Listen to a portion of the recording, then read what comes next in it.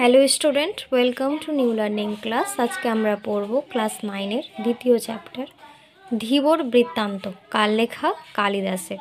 তর্জমা করেছেন সত্যনারায়ণ চক্রবর্তী।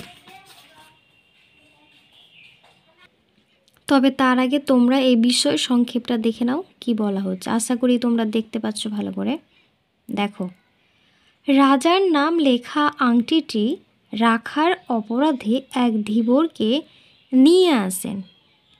কে নিয়ে এসেছিলেন? রাজার শ্যালক এবং তার রক্ষীরা। ধীবর চুরি করেনি এ কথা বলার পরেও রক্ষীরা তাকে তীব্রভাবে বিদ্রূপ করেছে। অর্থাৎ তারা বলছিলেন যে আংটিটা ধীবর চুরি করেছে, তাই জন্য রাজার কাছে রাজার শ্যালক এবং রক্ষীরা তাকে নিয়ে এসেছেন। শুধু নিয়ে আসেননি, তাকে অনেকভাবে কী করেছেন? তীব্র ব্যঙ্গ করেছেন, ব্যঙ্গভাবে বিদ্রূপ করেছেন। এমনকি তার জীবিকা নিয়েও ব্যঙ্গ করতে ছাড়েননি। ধীবর এক তীব্র প্রতিবাদ করেন। সে জানায় যে রুই মাছের টুকরো করে কাটার সময় মাছের পেট থেকে এই আংটিটা সে পেয়েছে। তো সেই আংটিটা বিক্রির সময় ধীবর ধরা পড়ে যায়। রাজশ্যালক পুরো ঘটনাটা মহারাজাকে জানাতে চান। রক্ষীরা উৎসুক হয়ে ধীবরকে শাস্তি দেওয়ার জন্য, কিন্তু শ্যালক ফিরে এসে ধীবরের বক্তব্য সত্য জানিয়ে তাকে ছেড়ে দিতে বলেন। শুধু তাই নয়, মহারাজার আংটিটির সমপরিমাণ মূল্য দিয়ে ধীবরকে দিয়েছিলেন জানান। আংটিটির কথা শুনে রাজা যে বিহ্বল হয়ে পড়েন, সে কথাও রাজশ্যালক বলতে ভোলেননি। তিনি ধীবরকে তাদেরকে বন্ধু হিসেবে মনে করেছেন। এবার এই অধ্যায়ের যে বড় কোয়েশ্চেনগুলো রয়েছে সেগুলো একবার দেখে নিই। এটা হচ্ছে কি 3 নম্বর, মানে প্রতিটি প্রশ্নের পূর্ণমান হচ্ছে 3 মার্কসের কোয়েশ্চেন। দেখো কি বলছে। তখন তপবনে এলেন ঋষি দুর্বাসা। দুর্বাসার এই আগমনের তাৎপর্য কী? দুর্বাসা যখন মহিষীকর্ণের তপবনে আসেন, তখন শকুন্তলা তার স্বামী রাজা দুষ্মন্তর চিন্তায় অন্যমনস্ক ছিলেন। ফলে দুর্বাসার উপস্থিতিতে তিনি বুঝতে পারেননি। তার মানে কি, যখন মহিষীকর্ণের তপবনে এসেছিল, শকুন্তলা বুঝতে পারেনি। কেন? কারণ তিনি তার স্বামীর চিন্তায় অন্যমনস্ক ছিল। শকুন্তলার এই রকম আচরণে ঋষি অপমানিত বোধ করেছিল। তার ফলে কি করেছিল? তাকে অভিশাপ দিয়েছিল যে তার চিন্তায় শকুন্তলা মগ্ন আছেন, সেই ব্যক্তি একদিন শকুন্তলাকে ভুলে যাবে। শেষ পর্যন্ত অবশ্যই শকুন্তলার সখী প্রিয়ংবদার অনুরোধে ঋষি দুর্বাসা বলেন যে রাজার দেওয়া কোনো স্মৃতিচিহ্ন তাকে দেখাতে পারলে তবে সে এই অভিশাপের প্রভাব থেকে দূর হবে। অর্থাৎ এখানে কি বলছে বলো তো, তোমরা কি বুঝতে পারলে? আমি এটা তো পড়ে দিলাম, এবার এটা সম্পর্কে একটু তোমাদের বলে দিচ্ছি। শকুন্তলা যখন শকুন্তলা মহিষীকর্ণের তপবনে এসেছিলেন, তার মানে কি শকুন্তলা তপবনে ছিলেন। তো সেই সময় একজন ঋষি এসেছিলেন, যিনি মহিষী। দুর্বাসা যখন মহিষীকর্ণের তপবনে আসলেন, তখন তার শকুন্তলাকে এসে দেখছেন যে শকুন্তলা তার স্বামীর চিন্তায় অন্যমনস্ক। তো এবার কি হলো, যে যখন দুর্বাসা ঋষি এসেছিলেন, সে দেখলেন অন্যমনস্ক। তো তখন দুর্বাসার উপস্থিতি শকুন্তলা বুঝতে পারেনি।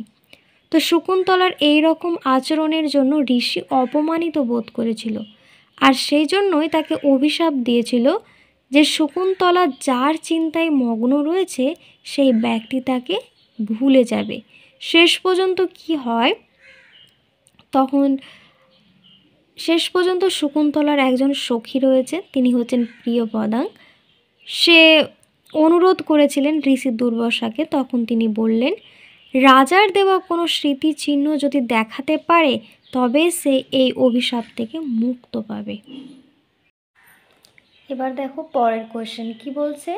কিভাবে এই আংটিটি আমার কাছে এলো তা বললাম। বক্তা আংটি পাওয়ার প্রসঙ্গে কি বলেছিল তা লেখো। অথবা এই কোয়েশ্চেনটা হতে পারে ঘটনাক্রমে সেই আংটিটি পেল এক ধীবর। কোন ঘটনাক্রমে সে আংটিটি পেয়েছিল, মানে এখানে বলতে পারি যে ধীবর কিভাবে আংটিটি পেয়েছে সেটা তিনি এখানে বললেন। কি বললেন? দুষ্মন্তর সঙ্গে সাক্ষাতের জন্য যাত্রাপথে শচীতীর্থে অঞ্জলি দেবার সময় শকুন্তলার হাত থেকে দুষ্মন্তের দেওয়া আংটিটি জলে পড়ে যায়। ঘটনাক্রমে রাজশ্যালক ও রক্ষীরা সেই আংটিটি পায় এক ধীবরের কাছে। ধীবরের কাছে রাজার নাম খোদাই করা রত্নখচিত আংটিটি পেয়ে রক্ষীরা তাকে চোর বলে সাব্যস্ত করে। তখন ধীবর নিজের পেশাগত পরিচয় দেয়, বলে যে একদিন একটা রুই মাছ ধরার পর সে যখন মাছটির টুকরো করে কেটেছিল তো তার পেটের মধ্যে সে পেয়েছিল মণি মুক্তা খচিত সেই আংটি সে দেখতে পায়। তারপর সে আংটিটি বিক্রি করার জন্য যখন সে লোককে দেখাচ্ছিল তখন রক্ষীরা তাকে ধরেছিল। তার মানে কি এখানে কি বলছে?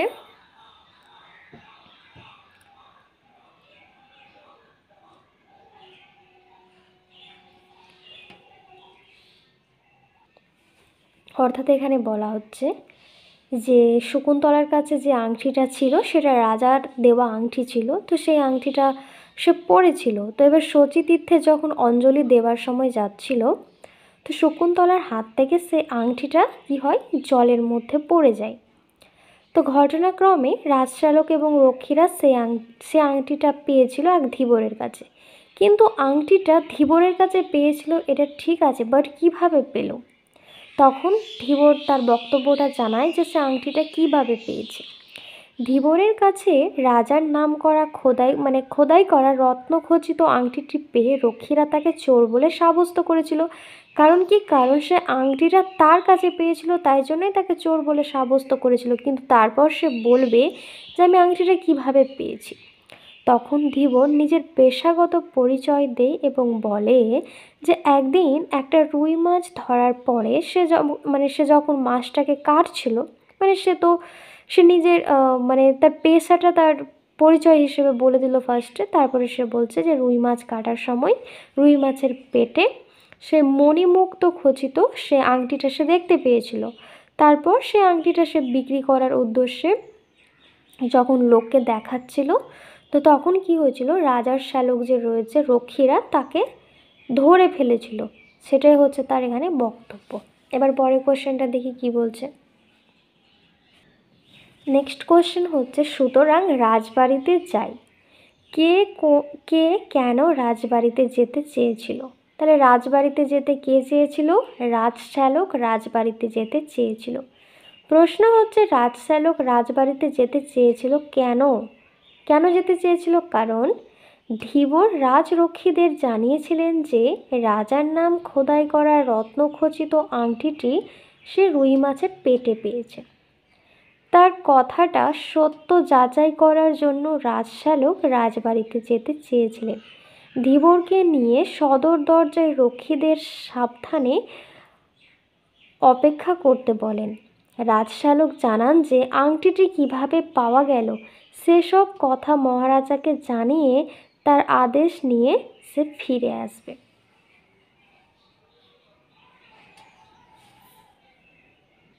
এবার দেখো পরের কোশ্চেন কি বলছে। মহারাজা এই সংবাদ শুনে খুব খুশি হবেন।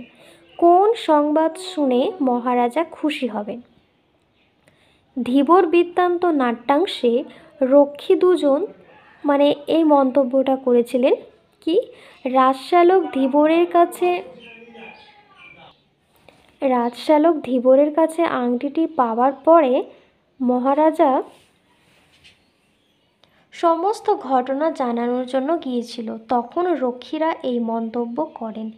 এই মন্তব্যের দুটো দিক আছে। প্রথমত, রাজা তার আংটি ফেরতের কথা শুনে খুব খুশি হবে, আর দ্বিতীয়ত রাজার এই মূল্যবান আংটি যে চুরি করেছিল তাকে ধরতে পারায় রাজার খুশি অনেকটাই বেড়ে যাবে।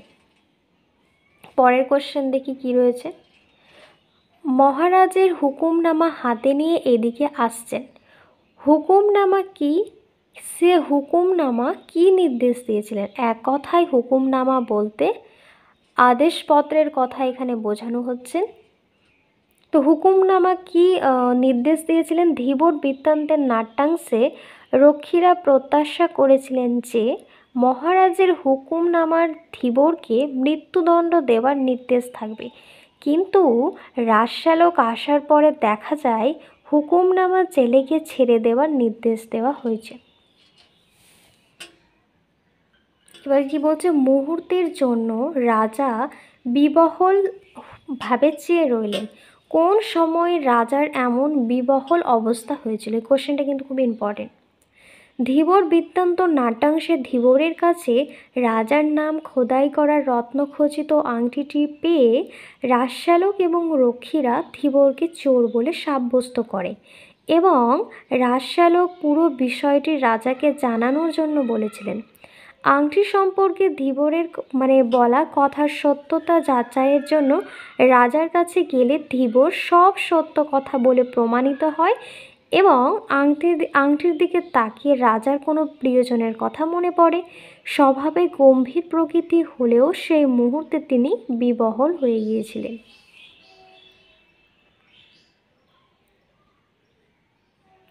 আজকে আমি ভিডিওটা এখানেই শেষ করছি। তোমাদের ভিডিওটা কেমন লাগলো অবশ্যই আমাকে কমেন্ট করে জানাবে, আর যদি ভিডিওটা তোমাদের ভালো লাগে তো অবশ্যই সাবস্ক্রাইব করে দিও। ঠিক আছে?